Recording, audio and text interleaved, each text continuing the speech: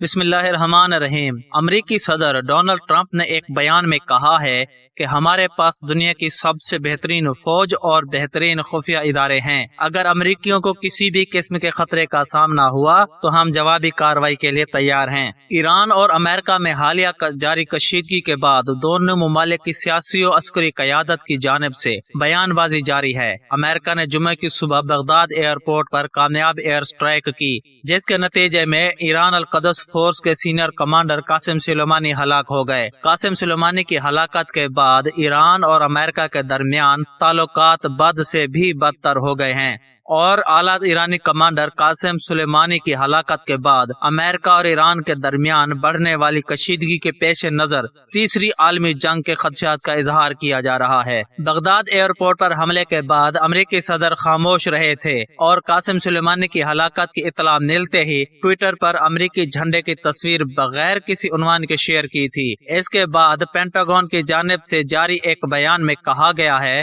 کہ صدر کی ہدایت پر امریکی فوج نے قاسم سلیمانی کو ہلاک کر کے بیرون ملک امریکی اہلکاروں کے تحفظ کے لیے فیصلہ کن دفاعی کارروائی کی ہے۔ ان کا مزید کہنا تھا کہ اس اسٹرائیک کا مقصد آئندہ کے ایرانی حملے کے منصوبوں کی روک تھام تھا۔ مزید یہ کہ امریکہ پوری دنیا میں اپنے شہریوں کے مفادات کے تحفظ کے لیے ضروری کارروائیاں جاری رکھے۔ تو ناظرین، آپ کا اس بارے میں کیا خیال ہے؟ نیچے کامنٹ باکس میں اپنی قیمتی رائے کا اظہار ضرور کریں۔ اللہ حافظ۔